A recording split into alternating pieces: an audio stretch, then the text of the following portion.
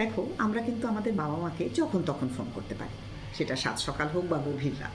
এর জন্য তাদের পারমিশনের আমাদের প্রয়োজন হয় না, বরং আমাদের ফোন পেলে তারা খুশিই হন। কিন্তু ভেবে দেখো, আমরা কি আমাদের ছেলে মেয়েদের যখন তখন ফোন করতে পারি? মনে হয় না। একটা ফোন করার আগে আমরা 10 বার ভাবি। ভাবি এখন ফোন করব, হয়তো ওরা কোনো মিটিংয়ে ব্যস্ত, বা বন্ধু বান্ধব নিয়ে কোনো পার্টিতে, বা বিশ্রাম নিচ্ছে, পরেই করি। বা কোনো প্রয়োজনে করেই ফেললাম। হয়তো ছেলে মেয়ে বলে উঠলো, মা তুমি এখন ফোন করেছো, আমি ভীষণ ব্যস্ত, পরে তোমার সঙ্গে কথা বলবো।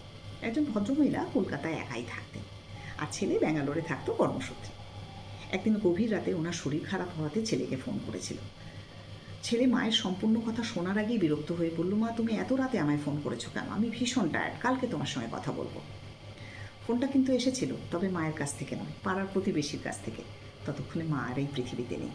তাই প্রত্যেকটা ছেলে মেয়েকে বলি, তোমরা শত ব্যস্ত থাকা সত্ত্বেও মা বাবার যদি ফোন আসে সেটা তোলার চেষ্টা করবে।